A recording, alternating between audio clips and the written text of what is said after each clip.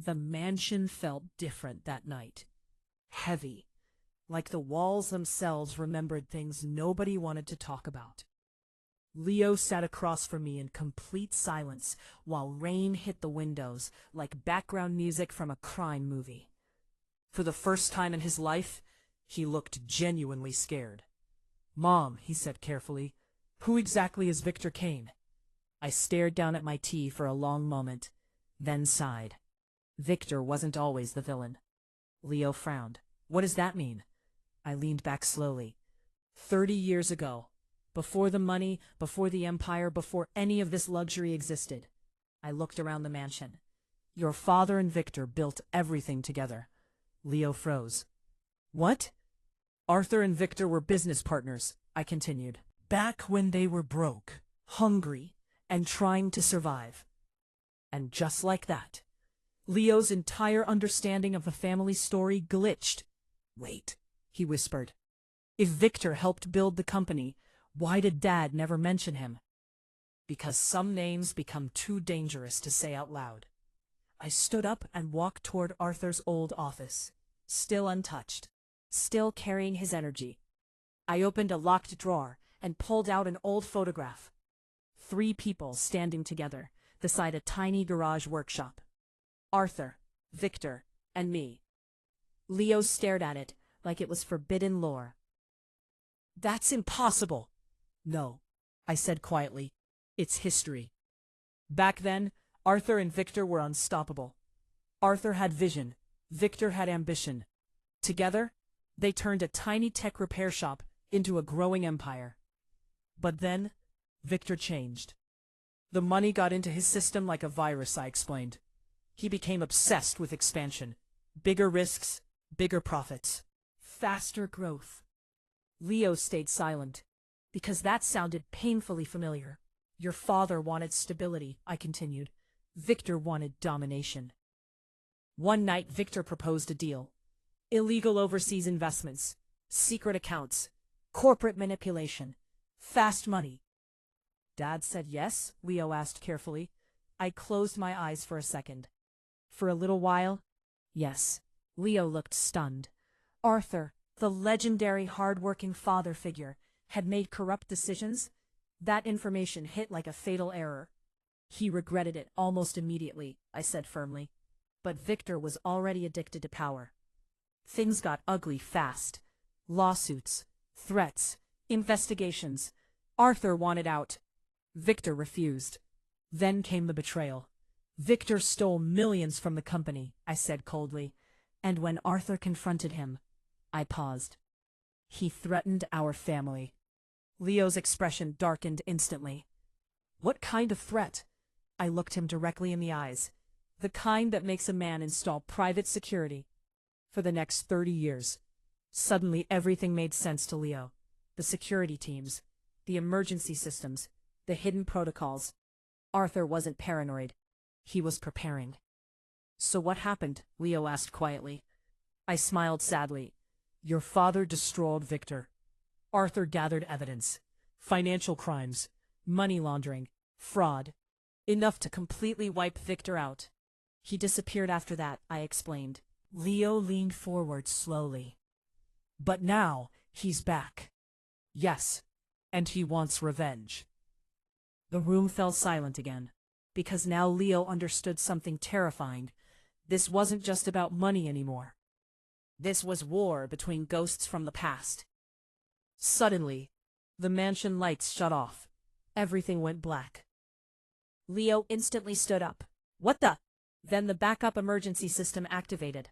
Red lights, security alarms, heavy lockdown sounds.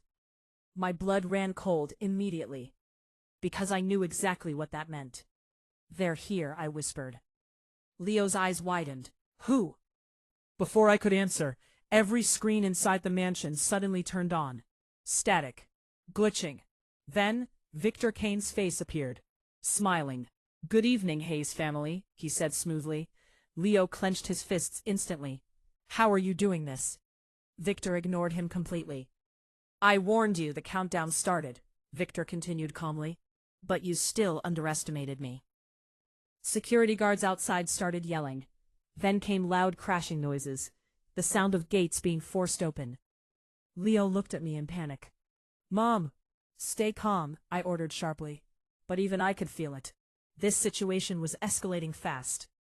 Victor smiled wider on screen. "You see, Arthur stole my future 30 years ago," he said softly. "So now, I'm taking his legacy." Suddenly, boom! A loud explosion shook part of the estate. Glass shattered somewhere downstairs. Leo flinched hard. "What was that?" I grabbed his arm immediately. Now, the hidden bookshelf door inside Arthur's office slowly opened. Leo stared in shock. "There's a bunker? Your father built it after Victor threatened us." As we rushed downstairs, Victor's voice echoed through every speaker in the mansion. "You should have signed the empire over peacefully," he said calmly. Then his tone darkened. "But now we do this the hard way." Inside the bunker, I activated emergency monitors. Security feeds everywhere. Masked men outside the estate, black vehicles, hacked systems. Leo's breathing became uneven. "This is insane." "No," I replied coldly. "This is what happens when greedy men lose control." Then suddenly, one monitor showed something horrifying. Victor's men entering Arthur's private vault room. Leo looked at me desperately. "What's inside that vault?" I stayed silent for a moment. Too long. Then finally whispered, the one thing Victor was never supposed to find. The underground bunker felt freezing cold. Not because of the temperature. Because of fear. Leo stood beside me, staring at the security monitors, while masked men stormed through the mansion upstairs. Everything felt unreal. Like a movie. Except this wasn't fiction. This was family history exploding in real time. On screen, Victor Kane walked calmly through Arthur's private office. No panic, no rush. Like he already owned the place. "Mom," Leo whispered, "what exactly is inside that vault?" I didn't answer immediately. Very dangerous. Victor's men finally reached the hidden wall safe behind Arthur's bookshelf. One of them started drilling the lock. Another connected hacking equipment directly into the security panel. Professional-level operation. Leo looked horrified. "These people planned everything." "Yes," I replied quietly. "Victor has been waiting for this note for 30 years. Then suddenly, the vault clicked open. Victor slowly stepped forward and smiled. Inside the vault wasn't gold. Not cash, not jewelry. It was files, hard drives, documents, thousands of them. Leo frowned. "That's it?" I looked directly at him. "That vault contains enough evidence to destroy billionaires, politicians, judges, maybe even governments." Leo's face changed instantly. Oh my God. Arthur hadn't just exposed Victor years ago. He had secretly continued collecting evidence against powerful elites connected to Victor's network. Money laundering, corporate bribery, election manipulation, decades of corruption. "Your father called it his insurance policy," I explained. "If Victor ever came back, those files would destroy everyone connected to him." On screen, Victor picked up one hard drive slowly. His expression darkened immediately. Because now he understood something terrifying too. Arthur hadn't merely beaten him. Arthur had trapped him. Victor opened one folder. Photos, bank accounts, secret transactions, political names, very famous names. The monitor? I could see panic hit Victor's face for the first time. "Boss," one of his men whispered nervously. "This is federal-level stuff." Victor stayed silent, reading faster, more intensely. Then suddenly, his entire expression changed. Anger, pure rage. "Arthur, you dead snake!" Victor screamed, and smashed the folder across the room. Leo jumped slightly. "He's losing it." "No," I whispered. "He's realizing Arthur already won. Because if those files leaked publicly, Victor wouldn't just lose money. He'd lose everything, freedom included." Then something unexpected happened. Victor found a second hidden compartment inside the vault. Smaller, locked separately. My blood froze instantly. "No." Leo looked at me sharply. "What?" "That compartment wasn't supposed to exist.